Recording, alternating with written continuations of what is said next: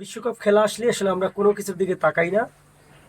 আমরা বিশ্বকাপ যে পতাকা ফ্ল্যাগ নিয়ে আসলে ব্যস্ত থাকি। আর আমার সব থেকে ফেভারিট একটি দল হচ্ছে এই ব্রাজিল। আসলে ব্রাজিল দলটা আমার কাছে এতটাই ফেভারিট যেটা আমি ভাষায় প্রকাশ করতে পারবো না। 4 বছর আগে আমরা এই পতাকা আমরা করেছিলাম। অনেক দলের অনেকে পতাকা করেছে, সেই পতাকা খেলার পরেই শেষ হয়ে গেছে।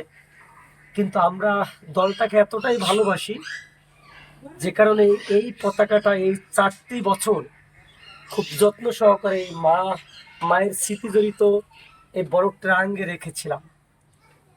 খেলা শুরু হয়েছে, সেই 4 বছর পরে এই পতাকা আবার বের করেছি আমরা,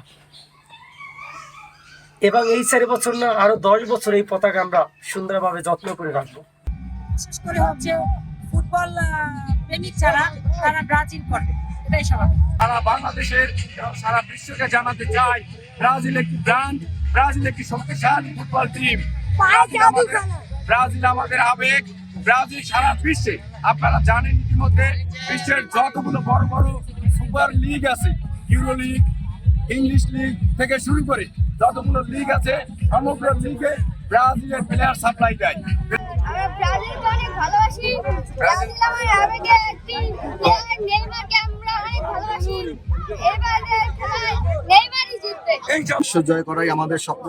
তারই উদ্দীপনায় আমরা সকলে একত্রিত হয়ে একটা আনন্দ মিছিল শুরু করেছি। গলাচিপা উপজেলা ব্রাজিল সমর্থকের সমন্বয়ে সকলে এখানে স্বতঃস্ফূর্তভাবে অংশগ্রহণ করেছে। ইনশাআল্লাহ এবার ব্রাজিল ষষ্ঠবারের মতো বিশ্বকাপ জয় করবে। ইনশাআল্লাহ।